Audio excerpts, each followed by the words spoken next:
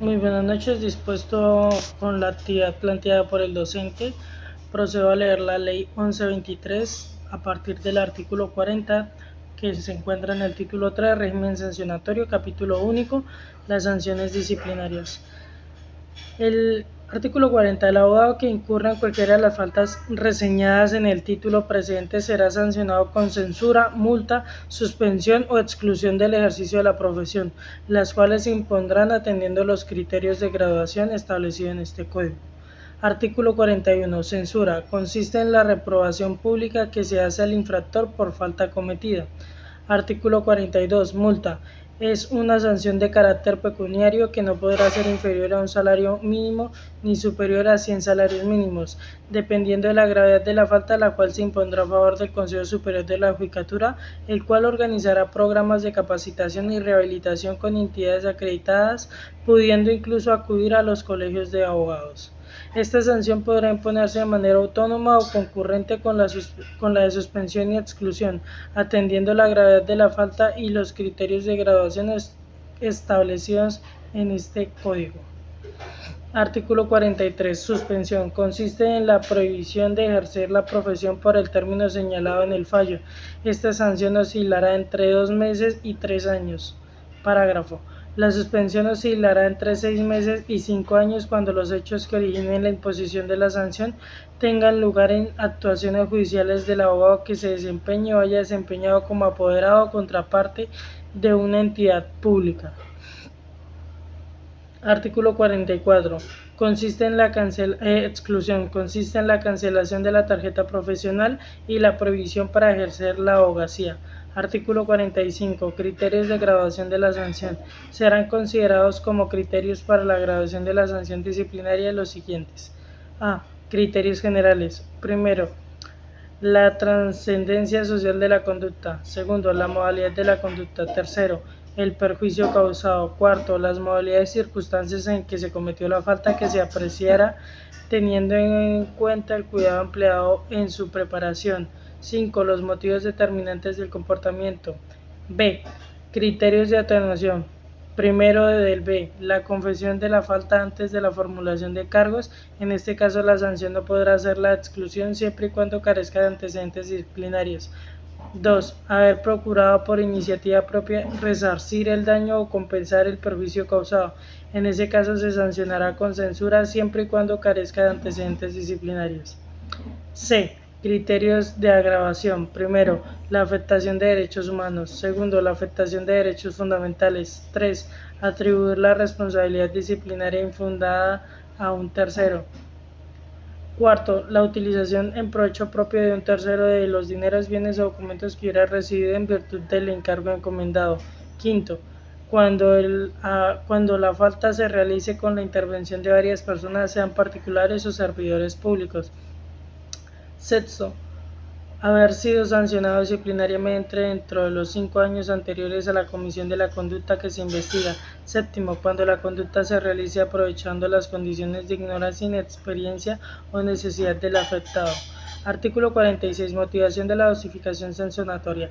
Toda sentencia deberá contener una fundamentación completa y explícita sobre los motivos de la determinación cualitativa y cuantitativa de la sanción. Artículo 47. Ejecución y registro de la sanción. Notificada la sentencia de segunda instancia, la Oficina de Registro Nacional de Abogados anotará la sanción impuesta. Esta comenzará a regir a partir de la fecha de registro. Para tal efecto, la Secretaría Judicial de la Sala Jurisdiccional Disciplinaria del Consejo Superior de la Judicatura, luego de la referida notificación, hará entrega inmediata de la copia de la sentencia a la Oficina de Registro. Libro tercero. Procedimiento disciplinario. Título 1. Principios rectores del procedimiento disciplinario. Artículo 48. Principios constitucionales que orientan la función disciplinaria. Los principios constitucionales que inciden especialmente en el ámbito disciplinario deberán orientar el ejercicio de la función disciplinaria. Artículo 49. Prevalencia del derecho sustancial. En la aplicación de las normas procesales de este código deberá prevalecer la efectividad de los derechos sustanciales sobre las disposiciones procedimentales. Artículo 50. Gratuidad. En ninguna actuación procesal causará erogación a quien intervenga en el proceso, salvo el costo de las copias solicitadas por los intervinientes autorizados. 51. Artículo 51. Celeridad. El funcionario competente impulsará oficiosamente la actuación disciplinaria y cumplirá estrictamente los términos previstos en este código. Artículo 52. Eficiencia. Los funcionarios deberán ser diligentes en la investigación y juzgamiento de los asuntos de su competencia, de tal forma que garanticen la calidad de sus decisiones y emisión oportuna. Artículo 53. Lealtad. Todos los que intervienen en la actuación disciplinaria tienen el deber de obrar con lealtad y buena fe. Artículo 54. Motivación. Toda decisión de fondo deberá motivarse adecuadamente. Artículo 55. Doble instancia. Las sentencias y demás providencias expresamente previstas en este código tendrán segunda instancia. Artículo 56. Publicidad. La actuación disciplinaria será conocida por los intervinientes a partir de la resolución de apertura de la investigación disciplinaria y será pública a partir de la audiencia de juzgamiento. Artículo 57. Oralidad. La actuación procesal será oral, para lo cual se utilizarán los medios técnicos disponibles que permitan imprimirle mayor agilidad y fidelidad, sin perjuicio de conservar un registro de lo acontecido. A estos efectos se levantará un acta breve y aclara que sintetice lo actuado. Artículo 58. Artículo 58. En desarrollo de la actuación, los intervinientes autorizados tendrán derecho a presentar y controvertir las pruebas. Título segundo. El proceso disciplinario. Capítulo 1. Competencia. Artículo 59. De la Sala Jurisdiccional Disciplinaria del Consejo Superior de la Judicatura. La Sala Jurisdiccional Disciplinaria del Consejo Superior de la Judicatura conoce: primero, en segunda instancia, de la apelación de las providencias proferidas por las salas jurisdiccionales disciplinarias de los consejos seccionales de la Judicatura en los términos previstos en la Ley Estatutaria de la Administración de Justicia y en este Código. 2. De los conflictos de competencia territorial que se susciten entre las salas disciplinarias de los consejos seccionales de la Judicatura. 3. De las solicitudes de cambio de erradicación de los procesos. Artículo 60. Competencia de las salas jurisdiccionales disciplinarias de los consejos seccionales de la Judicatura. Las salas jurisdiccionales disciplinarias de los consejos seccionales de la Judicatura conocen en primera instancia: primero, de los procesos disciplinarios contra los abogados por faltas cometidas en el territorio de su jurisdicción. Segundo, de las solicitudes de rehabilitación de abogados. Capítulo 2. Impedimento y recusaciones. Artículo 61. Causales. Son causales de impedimento y recusación para los funcionarios judiciales que ejerzan la acción disciplinaria las siguientes: primero, tener interés directo en la actuación disciplinaria, tenerlo su cónyuge, compañero permanente o alguno de sus parientes dentro del cuarto grado de consanguinidad o civil o segundo de afinidad. Segundo, haber proferido la decisión de cuya revisión se trata o ser cónyuge o compañero permanente o pariente dentro del cuarto grado de consanguinidad o civil o segundo de afinidad del inferior que dictó la providencia. Tercero, ser cónyuge o compañero permanente o pariente dentro del cuarto grado de consanguinidad o civil o segundo de afinidad de cualquiera de los intervinientes. Cuarto, haber sido apoderado o defensor de alguno de los intervinientes o contraparte de cualquiera de ellos, o haber dado consejo o manifestado su opinión sobre asunto materia de la actuación. Quinto, tener amistad íntima o enemistad grave con cualquiera de los intervinientes. Sexto, ser o haber sido socio de cualquiera de los intervinientes en sociedad colectiva de responsabilidad limitada, en comandita simple o de hecho, o serlo o haberlo sido su cónyuge o compañero permanente o pariente dentro del cuarto grado de consanguinidad o civil o segundo de afinidad. Séptimo, ser o haber sido heredero, legatario o guardador de cualquiera de los intervinientes, o serlo o haberlo sido su cónyuge o compañero permanente o pariente dentro del cuarto grado de consanguinidad o segundo de afinidad. Octavo, estar o haber estado vinculado legalmente a una investigación penal o disciplinaria en la que le hubiera proferido resolución de acusación o formulado cargos por denuncia o queja instaurada por cualquiera de los intervinientes. Noveno, ser o haber sido acreedor o deudor de cualquiera de los intervinientes, salvo cuando se trate de sociedad anónima, o serlo o haberlo sido su cónyuge o compañero permanente o pariente dentro del cuarto grado de consanguinidad o civil o segundo de afinidad. Décimo, haber dejado vencer sin actuar los términos que la ley señale, a menos que la demora sea debidamente justificada. Artículo 66. 62. Declaración de impedimento. El funcionario judicial deberá declararse impedido inmediatamente advierta que se encuentre en curso en cualquiera de las anteriores causales, expresando las razones, señalando la causal y, si fuera el caso, aportando las pruebas pertinentes. Artículo 63. Recusaciones. Cualquiera de los intervinientes podrá recusar al funcionario judicial que conozca la actuación disciplinaria con base en las causales que se refiere el artículo 61 de esta ley, acompañado de las pruebas en que se funde. Artículo 64. Procedimiento en caso de impedimento o de recusación. Del impedimento manifestado por magistrados conocerá el que le siga en turno en la respectiva sala jurisdiccional, quien decidirá de plano dentro de los 3 días siguientes a la fecha de su recibo. Si la causal de impedimento se extiende a todos los integrantes de la sala, el trámite del mismo se adelantará por conjuez. Cuando se trate de recusación, el funcionario judicial manifestará si acepta o no la causal. Dentro de los 2 días siguientes a la fecha de su formulación, vencido este término, se seguirá el trámite señalado en el inciso anterior. La actuación disciplinaria se suspenderá desde que se manifieste el impedimento o se presente la recusación y hasta cuando ésta se decida. Capítulo 3. Intervinientes. Artículo 65. Intervinientes. Podrán intervenir en la actuación disciplinaria del investigado, su defensor y el defensor suplente cuando sea necesario. El Ministerio Público podrá hacerlo en cumplimiento de sus funciones constitucionales. Artículo 66. Facultades. Los intervinientes se encuentran facultados para: primero, solicitar, aportar y controvertir pruebas e intervenir en su práctica. Segundo, interponer los recursos de ley. Tercero, presentar las solicitudes que consideren necesarias para garantizar la legalidad de la actuación disciplinaria y el cumplimiento de sus fines. Y cuarto, obtener copias de la actuación, salvo que por mandato constitucional o legal éstas sean de carácter reservado. Capítulo 4. Inicio de la acción disciplinaria.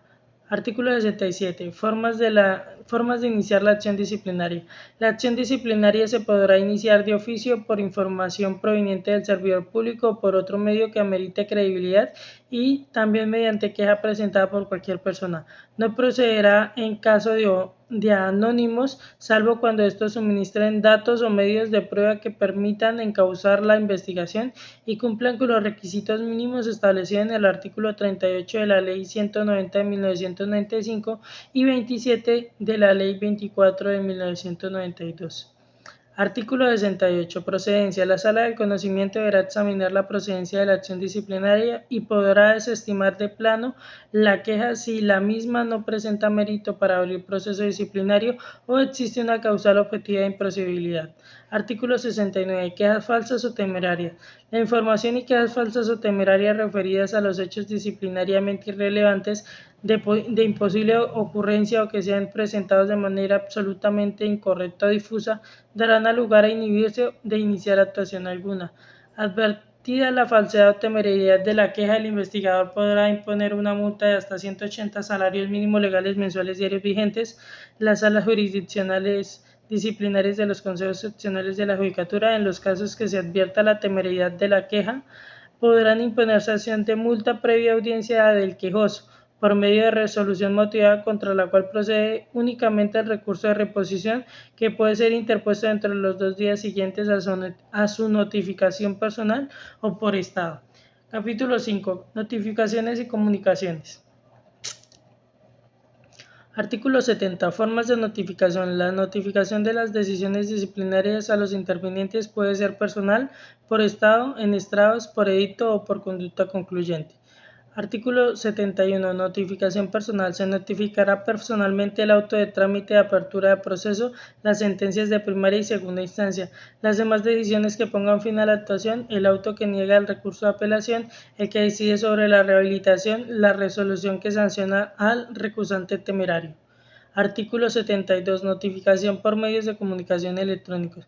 Las notificaciones que deban notificarse personalmente podrán ser enviadas al número de fax o a la dirección de correo electrónico del disciplinable o a su defensor, si previamente y por escrito hubieran aceptado ser notificados de esta manera. La notificación se entenderá surtida en la fecha que aparezca en el reporte del fax o en el correo electrónico sea enviado. Artículo 73.